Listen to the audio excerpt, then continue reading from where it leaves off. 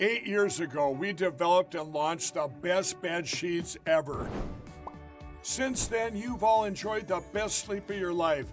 And to thank you all for your support, we're bringing you our bed sheets for the lowest price in MyPillow history. Get our seasonal flannel sheets for 50% off. They're nearly sold out, so get yours today before they're gone. Check out our new percale line. Queen size only $39.98. King size only $49.98. And our famous Giza Dream bed sheets, queen size originally $139.96. Wait on it. Now only $59.98. King's just $10 more. So go to mypillow.com or call the number on your screen. Use your promo code to get huge discounts on all MyPillow bed sheets. And for a limited time, when you order $75 or more, your entire order ships absolutely free. We have very low quantities at these prices, so order now. Around here we live for Friday for several reasons, but maybe the biggest and best is we get to visit with Gene Valentino, Michael. Yeah. Good morning, Gene Valentino. The studio audience is just over here. They're right over here, and they are just going crazy this morning. Thank you for joining us. Hey, let's start this off with one thing. It is Daniel Boone Day today. Back in 1769, frontiersman Daniel Boone begins to explore present-day Kentucky. How about that? It's Daniel Boone Day. It's also National Donut Day. National Donut Day. Okay. Yeah, National Donut Day came and originally started with the Salvation Army offering donuts to the veterans in need. It was sort of one of their do-good things they brought into them to help them along their journey. But that's what's going on. Hey, before I forget, congratulations to Fox News. Fox News takes a rap for being conservative and on the right-leaning side of things, but they were the only network that covered from stem to stern D-Day in Normandy the last few days, and they did comprehensive reports while they were over there and sidebar stories with some of the veterans. Something I've just learned, the average World War II veteran is around 101, 102 years of age. These patriots who fought for our nation scratch their head now in the sidebar interviews that Fox had with them. And these guys are very gravely concerned with the status of our nation and where we're going. Very impressive commentary from gentlemen 100 to 103 years of age that are surviving. They're dropping very quickly now, as you might imagine, but there's still thousands of them around that keep telling their story about what this democracy means and the beauty of the democracy they live in and what they want to do in their final days of life to contribute to all of us and to make it better. And bravo to those forces that brought everybody over to Normandy. They took 16 to 20-year-old kids coming out of high school and matched them up with these 100-year-old veterans to learn a little bit about what it really is like to be an American patriot and come out of an era where defending democracy was so important and going after, of all things, Michael, the Nazis in Germany at the time from World War II. And here we are today trying to help out Ukraine, only to find out they're laden with Nazi forces of their own fighting against Russia. Longer story for a different day, maybe, but here we are in America today funding a regime in Ukraine that's supported strongly by Nazis in their brigades against Putin in Russia. Quite a different story. And when the word gets out, the fake media has not brought this story to the foreground. You got every nation in NATO lending money to Ukraine, which is now coming due for payment 2 years later. And here we are, America, the only nation that gives the money away, something in excess of $150 billion to Ukraine. Ukraine's using that money. What are they going to do with it? Use it to defend the nation in the citizens that desperately need protection in Ukraine, or are they going to use that cash to pay back the debt service on NATO allies and others that have been lending money to Ukraine? Quite an interesting story for a different day. It needs a deeper dive. But I got something for you. You ready? Yeah.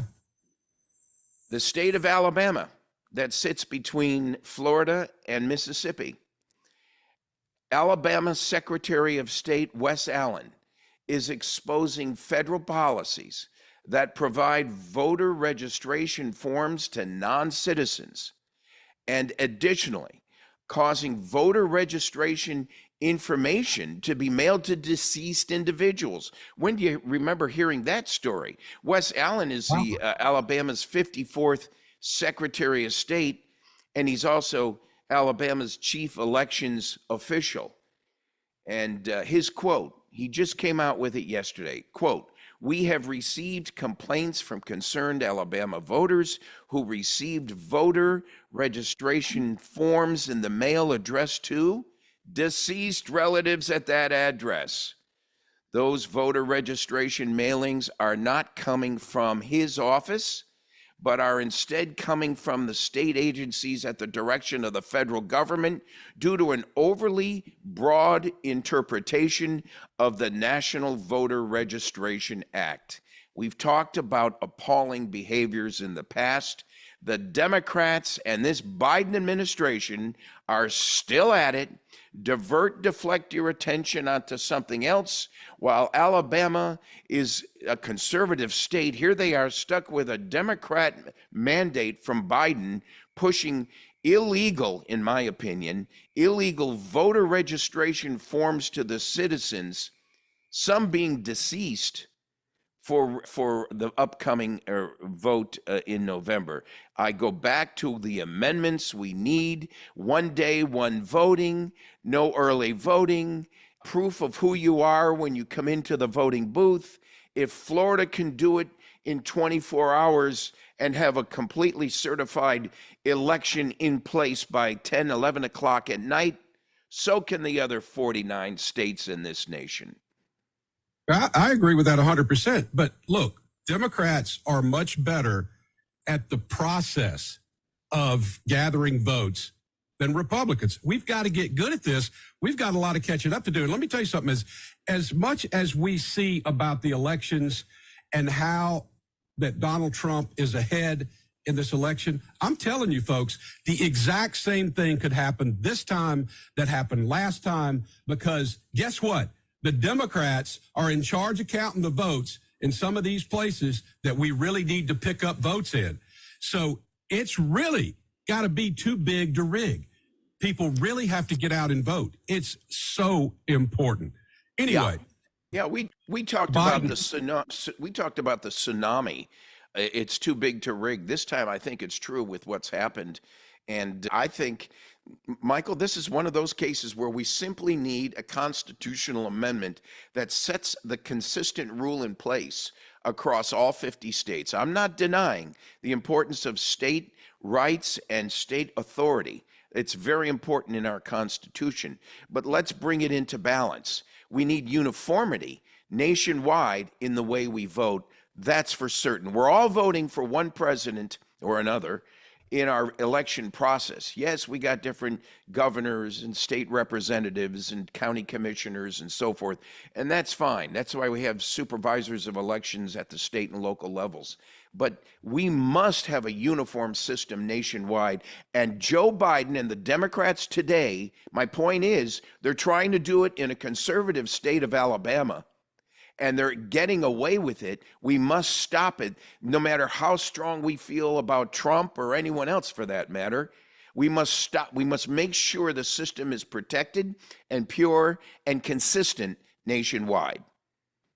I know the Secretary of State for the state of Mississippi. He is a personal friend. I've known him for many, many years, from even back when he represented my hometown area in the state Senate. So I'm going to pose this question to him. And in fact, when we get off the air, I'm going to text him and see what he knows about this. And is this something that could happen in Mississippi? Could this happen in Florida? Well, it could, but it depends on the electorate and those elected at the state and local levels, right? I mean, it depends on where your alliances are. So this is a time where this is grassroots. This is why we call our podcast, the WMXI broadcasts on the Grassroots Truthcast, for a reason, because all government is started at the grassroots, the church halls, the taverns, the libraries. Every place that's local is grassroots, is how our government began, not the autocratic fascists at the top that are trying to dictate and put mandates on you on how to live your life. That's not democracy. That's not a constitutional republic. Hey, just on a quick note, I was watching Trump yesterday, Donald Trump, and he was talk about humility. Oh, my words. The man says, what am I going to do when I get reelected? Am I going to spend my time being revengeful and go after Joe Biden and Hillary? No, he says, I can't do that.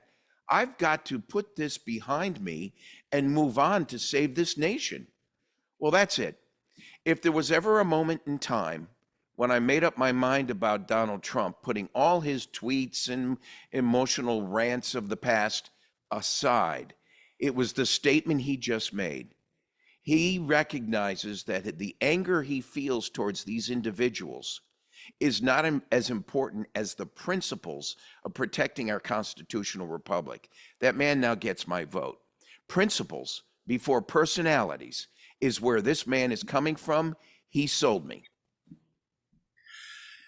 I have one thing to say about that, and that is that I do believe that there are players out here that are breaking the law that should be held accountable for the things that they have done. I'm not saying necessarily to go after Joe Biden.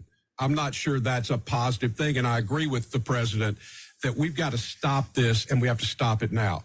But let me tell you, I don't know if you noticed or not, but on some of the drive-by media broadcasts, they took that totally out of context. Did you see that? I mean, they basically said that Donald Trump is going after revenge. They totally turned it around. Yeah, that's why I brought it up. The fake media continues to put the message out there that Trump's on some sort of revenge tour. Let me tell you something. We just got finished watching Newsmax and some of the other networks, conservative networks, bring out the fact that the 51 spies who lied are those in and around the intelligence agencies. And this Russian disinformation issue turned out to be true. Biden's laptop was and is real. It appeared last few days in a courtroom on a current Hunter Biden court case. It's real, and the FBI agents said the information on it is real, which means that the CIA, at the hands of James Clapper and John Brennan, at the top of the helm, orchestrated a lie to the American people to tell you and me that Trump was pushing a Russian disinformation campaign against Biden, only to find out it was true. All those 51 people not only need to apologize, they need to be indicted. And Bill Barr's not the guy because he acquiesced under the Trump administration. Let's see a new attorney general do that work for Trump and let Trump get on to saving this nation and saving this world. This is why it's so important that we gain the majority in the United States Senate, because if we don't, and if Democrats get charge of the Senate again, it is going to be impossible to put good people in these positions that can make a difference. You take the CIA, they need to go to the CIA, the FBI, that's the two I can think of, but all of them, including the EPA and all the rest of them, they need to go in there and go about 5 levels deep and get rid of all of that upper echelon of those agencies and replace them with good, honest Americans who will follow the Constitution and the law and don't have an agenda. That's what we need to be doing. Yeah, absolutely, Michael. And let's add to that the Department of Education. Is there no small coincidence that all the folks out there between 18 and 45 years of age The number one cause of death to people in that age range is fentanyl. And guess what? That's it. Okay. Have a great Now, weekend. goodbye. See you later. All right. Take care. Bye. Throughout history, the spirit of patriotism has prevailed. The battles may have changed, but the values remain the same. Today, in 2024, we find ourselves at a pivotal moment where the call for unity, freedom, and a better future echoes louder than ever. For more than 10 years, Patriot Mobile has been committed to supporting the values that make our nation great. With affordable plans and reliable nationwide coverage, Patriot Mobile is not just a wireless service. It's a call to action for those who believe in the American dream. Because this year is not just any year, it's the most important year since our nation's founding. Choose a wireless carrier that shares your values. Choose Patriot Mobile.